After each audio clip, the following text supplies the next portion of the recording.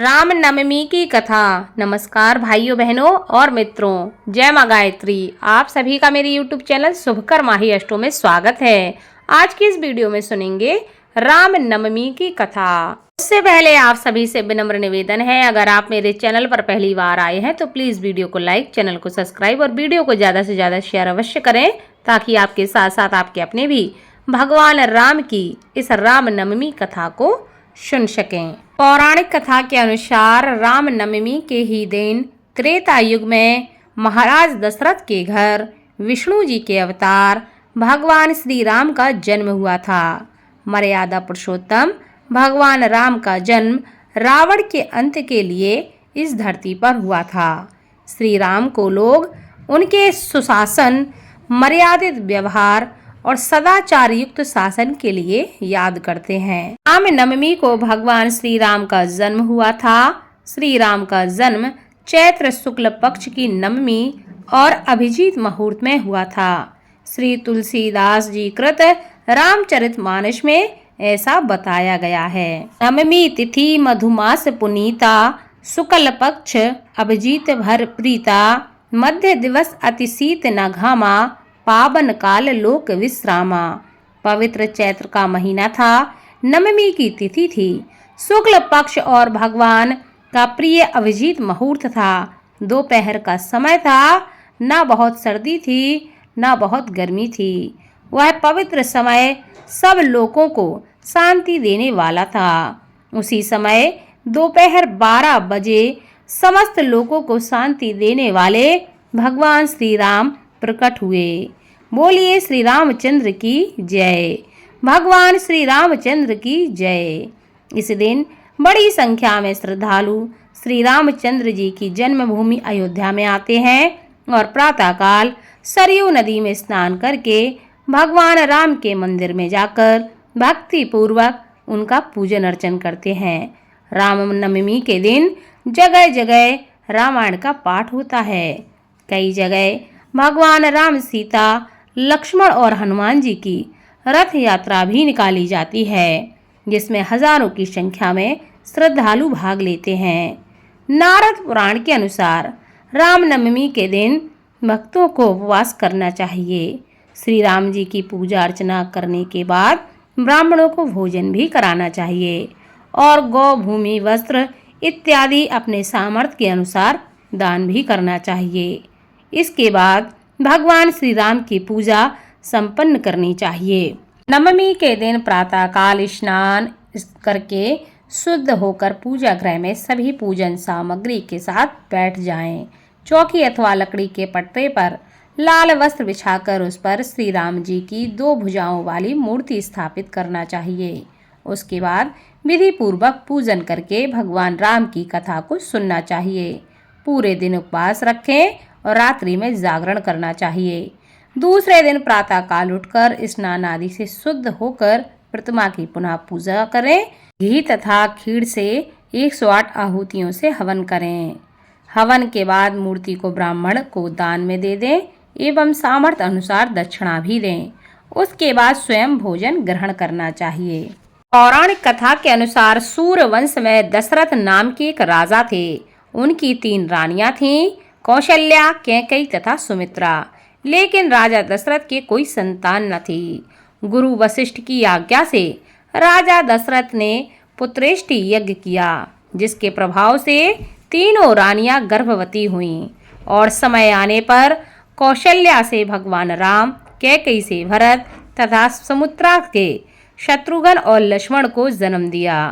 चारों ओर प्रसन्नता छा गई। चारों राजकुमारों का लालन पालन होने लगा। उन दिनों राक्षसों का प्रकोप चारों तरफ था। एक दिन गुरु विश्वामित्र अयोध्या नगरी में पधारे। उन्होंने राजा दशरथ से श्री राम और लक्ष्मण को मांगा, जिससे वे अपना यज्ञ निर्विघ्न रूप से संपन्न कर सकें। श्री राम और लक्ष्मण जी मुनि विश्वामित्र के साथ उनके आश्रम में चले गए। यज्ञ की रक्षा करते हुए श्री रामचंद्र जी ने ताड़का नामक राक्षसी का वध किया। उसी दौरान उन्होंने खरदूषण का भी वध किया। मुनि विश्वामित्र का यज्ञ निर्विघ्नतापूर्ण संपन्न हुआ। उसके बाद मुनि विश्वामित्र दोनों राजकुमार को लेकर मिथिला नगरी पहुँचे, जहाँ राजा जनक ने अपनी पुत्री का स्वयंवर आयोजित किया था।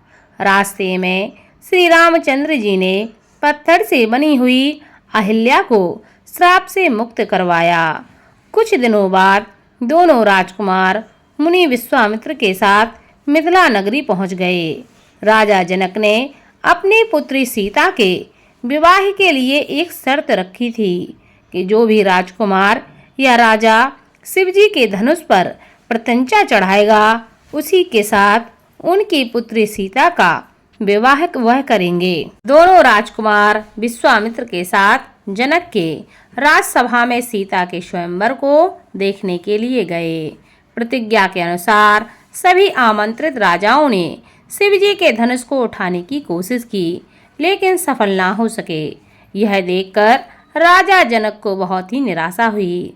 तब मुनि विश्वामित्र ने श्री राम जी को आज्ञा दी कि वे धनुष को उठाकर प्रत्यंचा चढ़ा दें, जिससे राजा जनक की प्रतिज्ञा पूरी हो जाए। गुरु की आज्ञा मानकर श्री रामचंद्र जी ने शिवजी के धनुष को उठाया और प्रत्यंचा चढ़ाने के समय पर धनुष टूट गया। राम जी का विवाह सीता जी के साथ हुआ। साथ ही लक्ष्मण का विवाह उर्मिला से, मांडवी का विवाह भरत से और सुतकीर्ति का विवाह शत्रुघ्न से संपन्न हुआ।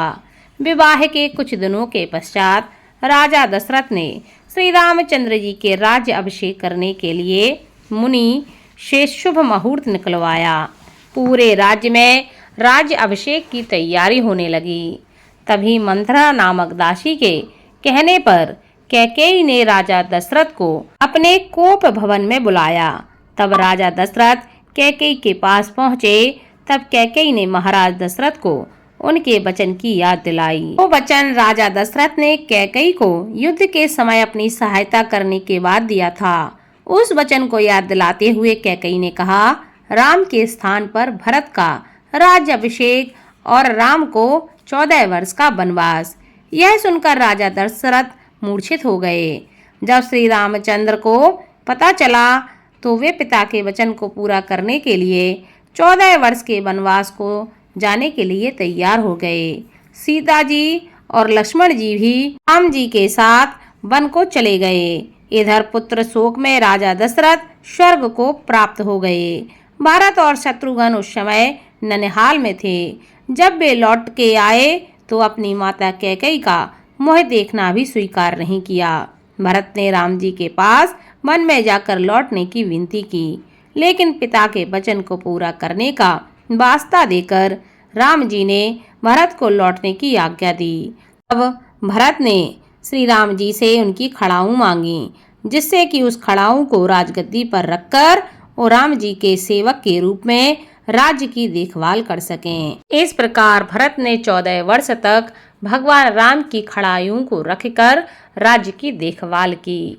और जब भगवान राम 14 वर्ष के बाद अयोध्या लौटे, तब उनका दोबारा से राज्याभिषेक करके उन्हें अयोध्या का राजा बनाया गया और उन्होंने फिर राजा बनकर अयोध्या पर राज्य किया। इसी के साथ रामनवमी की कथा यहीं पर समाप्त होती है। आप सभी से विनम्र निवेदन है, अगर आपको राम भगवान की यह कथा अच्छी लगी हो तो प्लीज़ वीडियो को लाइक, चैनल को सब्सक्राइब, वीडियो को ज़्यादा से ज़्यादा शेयर अवश्य करें, ताकि आपके साथ साथ आपके अपने भी इस कथा का लाभ ले सकें। बोलो जय श्री राम।